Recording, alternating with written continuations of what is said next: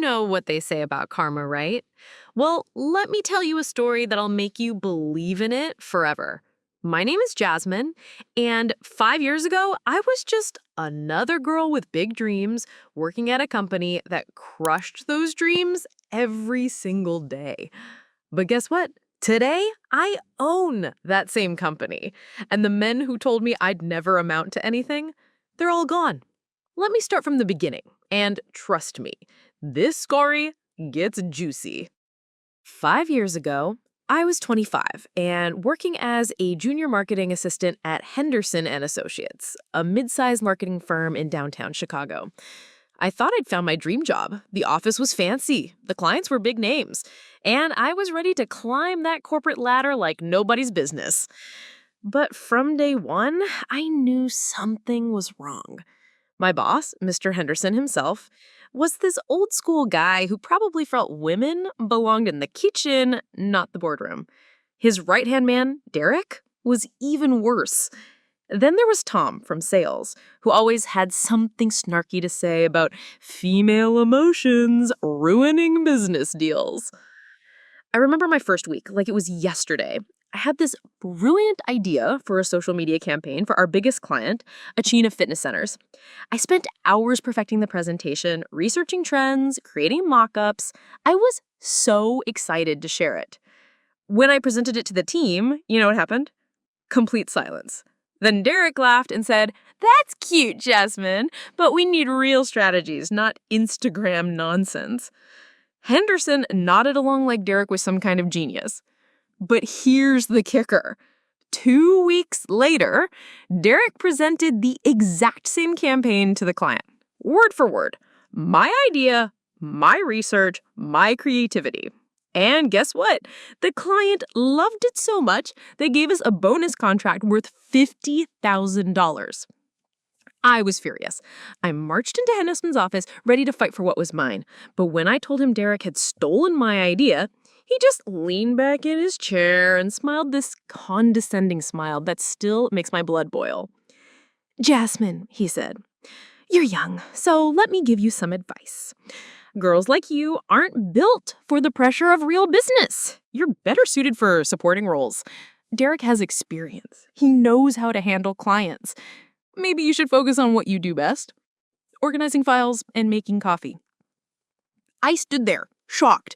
Did he really just tell me to stick to making coffee? In 2019? I tried to argue, but he held up his hand like I was some annoying child. "Listen, sweetheart," he continued, "I've been in this business for 30 years. I've seen girls come and go thinking they can run with the big boys, but when things get tough, when the pressure's on, when millions of dollars are at stake, that's when you need men who can handle it." It's not personal. It's just biology. Biology, I wanted to scream, but I held it together because I needed that job. I had student loans, rent, and barely enough money to eat anything besides ramen noodles. The next few months were torture. Every idea I had was either ignored or stolen. When I suggested new ways to reach younger audiences, Tom would roll his eyes and say, "Here we go again with the teenage girl stuff." When I proposed partnerships with female-owned businesses, Derek would smirk and say, "We're running a business, not a charity for feminist causes." The worst part? I was actually good at my job. Really good. I could spot trends before they happened, I understood what customers wanted, and I had this natural ability to create campaigns that people actually cared about. But none of that mattered because I was just the girl in the office. Things came to a head during our biggest pitch of the year. A major tech company was looking for a new marketing firm, and landing them would mean millions in revenue.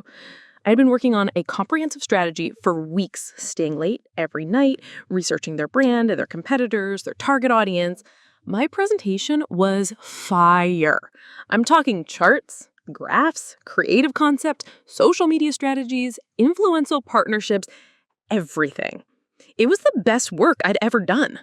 But when the day came to present to the client, guess who got to do it? Derek, of course. He used my entire presentation, claimed it as his own work, and when the client asked detailed questions, he couldn't answer half of them. We lost the contract. A $3 million deal. Gone. That's enough, he said. I'm tired of your attitude problem, Jasmine. You're clearly not a team player. Girls like you think everything revolves around you, but business is about working together. Maybe you should consider finding a job that's more suitable for your temperament. That night I went home and cried. I cried for my stolen ideas, for the disrespect, for feeling so small and powerless. But then something inside me changed. I stopped crying and started planning. I decided I was done being treated like I was less than. If they thought girls couldn't run businesses, I'd show them exactly what this girl could do. I was going to start my own company, and I was going to crush them. But I had one tiny problem. I had exactly $800 in my savings account. Starting a business with $800 is like trying to build a house with toothpicks. But I was determined. I spent the next month planning everything.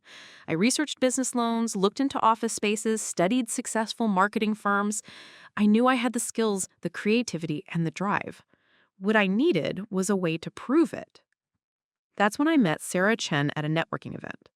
She was a successful entrepreneur who'd started her own tech company and sold it for millions. When I told her my story, she didn't look at me like I was crazy. She looked at me like she saw something special. "You know what I love about your story?" she said. "You're not just angry, you're focused. Anger fades, but focus builds empires." Sarah became my first investor. She believed in me when nobody else would, and she taught me everything about running a business. She showed me how to write a business plan, how to pitch to investors, how to build a team. With Sarah's help, I started Phoenix Marketing Solutions. I chose the name Phoenix because phoenixes rise from ashes, and I was ready to rise from the ashes of my career at Henderson and Associates. The first year was brutal. I worked 18-hour days, lived on coffee and determination, and pitched to every potential client I could find. I got rejected more times than I can count, but I kept going because I had something to prove. My big break came when I landed a contract with a startup that was developing a new fitness app. It was a small project, but I poured everything into it. I created a campaign that was so innovative, so perfectly targeted, that their app downloads increased by 300% in the first month. Word spread fast. Soon, other companies wanted to work with the girl who'd created that amazing fitness app campaign.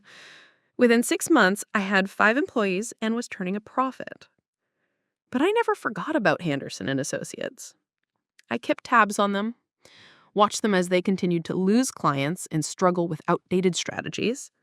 They were stuck in the past while I was building the future. 2 years after starting Phoenix Marketing, I got a call that changed everything. Henderson and Associates was in trouble. Big trouble. They'd lost major clients, their revenue was down 60%, and they were looking for a buyer. I nearly laughed out loud. The company that told me girls couldn't run businesses was now failing while my girl-run business was thriving. But I didn't just want to laugh. I wanted revenge. I spent the next year positioning myself as the perfect buyer. I grew my company, increased my revenue, and built relationships with investors who could help me make a serious offer. I was patient, strategic, and completely focused on my goal. When I finally made my offer to buy Henderson and Associates, the irony was delicious. The same men who told me I wasn't cut out for business were now begging me to save theirs. The day I walked into that conference room for the final negotiations, I felt like I was floating. There was Henderson, looking older and more tired than I remembered. There was Derek, trying to act like he was still important. There was Tom, avoiding eye contact because he knew exactly who I was. "Gentlemen," I said, setting my briefcase on the table, "I believe you have a business you'd like to sell." Henderson's face went pale when he realized who I was. "Jasmine, you're the buyer?" I smiled the biggest, most confident smile of my life. That's right, the girl who wasn't cut out for business is about to buy yours. The negotiation was swift. They were desperate, and I held all the cards. Within 3 hours, I owned Henderson and Associates. Every contract, every client, every employee was all mine. But the best part was still coming. The next Monday, I walked into the office as the new owner. I called an all-hands meeting and stood in front of everyone who'd worked there. Some faces were familiar, some were new, but everyone was nervous because nobody knew what the new owner would do. "Good morning, everyone," I said. "For those who don't know me, my name is Jasmine Rodriguez, and I'm your new boss. 5 years ago, I worked here as a junior marketing assistant. Some of you might remember me." I saw Henderson shift uncomfortably in his chair. Derek was staring at the floor. Tom looked like he wanted to disappear. During my time here, I continued, I was told that girls like me weren't built for the pressure of real business. I was told that I should stick to supporting roles like organizing files and making coffee. I was told that when things got tough, when millions of dollars were at stake, that's when you need men who can handle it. The room was dead silent. Everyone knew what was coming. "Well," I said, "I'm here to tell you that girl just bought your company. And now we're going to make some changes." I spent the next hour outlining my vision for the company, new strategies, new approaches, new ways of thinking about marketing in the digital age. Most employees were excited about the changes. They could see that I knew what I was doing, and they were ready to be part of something. But then came the part I'd been waiting for. "Now," I said, "I need to make some personnel changes. Mr. Henderson, Mr. Derek, and Mr. Tom, I'd like to see you in my office." They followed me into what used to be Henderson's office but was now mine. I sat behind the desk where he'd once told me I wasn't cut out for business, and I looked at the 3 men who'd made my life miserable. "Gentlemen," I said, "your services are no longer needed. You're fired." Henderson's mouth dropped open.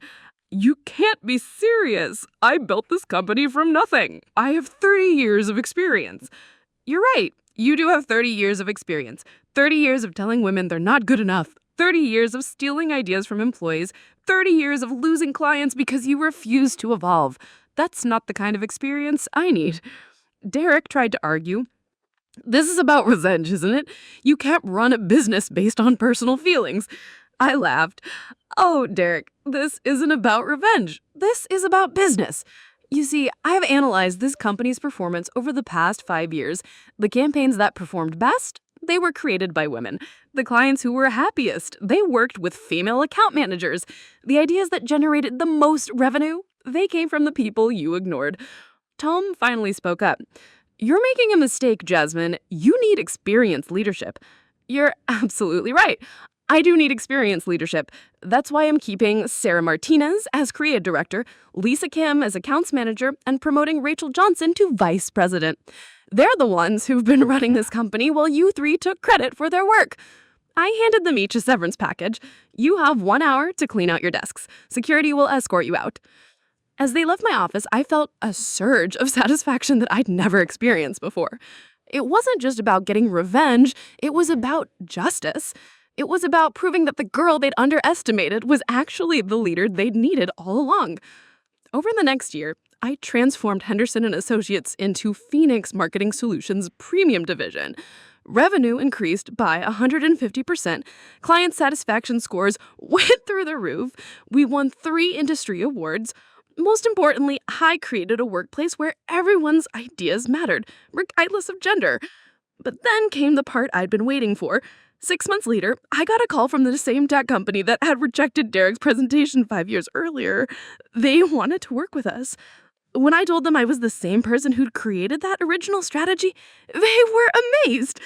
The CEO said, "We knew there was something special about that presentation. We just couldn't figure out why the person presenting it seemed so disconnected from the work." We landed that contract, and it became our biggest account. $3 million in revenue.